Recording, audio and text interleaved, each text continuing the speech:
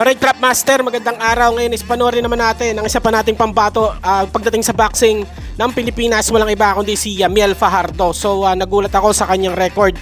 So napakaganda pala ng record ng boksingerong ito. And dito nga sa laban nila is hindi tumagal yung kalaban.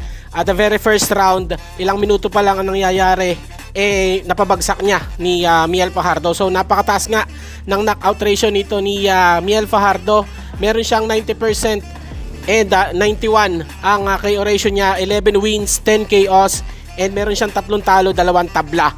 And nagsimula siya 2016 and up until now lumalaban siya sa flyweight division, 112 pounds. So 25 years old, bata pa, 5'4 ang height, and taga Agusan del Sur, no, San Francisco, and ang kanyang alias is a silent assassin. So napakalakas nga ng boksingerong ito, at dito nga pinabagsak nga ni Miel Fajardo yung kalaban, and 2 minutes and 58 seconds na lang talagang hindi na nakabangon yung kalaban, ano. So ito nga si Miel Fajardo is nagkaroon siya ng laban last 2 fights last year 2024, and sa tingin ko is napakalaki talaga ng pandaraya sa kanya, dahil nakita ko dun sa laban is makailang beses niya pinabagsak yung mga kalaban niya, ano.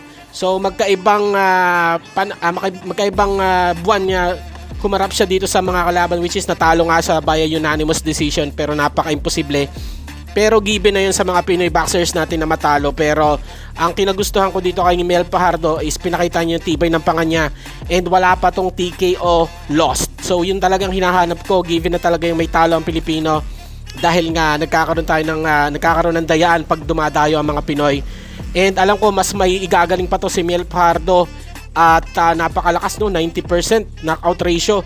And sa tingin ko kailangan lang talaga na magkaroon siya ng isang mahusay na coach upang maturuan siya ikat yung ring at pabagalin ng kalaban at iset up yung mga suntok niya na pamatay. So napakalakas ng suntok, kailangan lang talagang iset up kung kailan ibabato, and kung paano, no, iset up nga yung suntok na yun.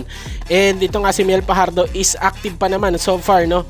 And yan, sana mapanood ulit natin si Miel Fajardo. Sana suportahan to ng mga boxing promotion dito sa Pilipinas, and hasain pang mabuti, malaki pa at malayo pang mararating ng boksingerong to. Yun lang, Crap Master, at maraming salamat.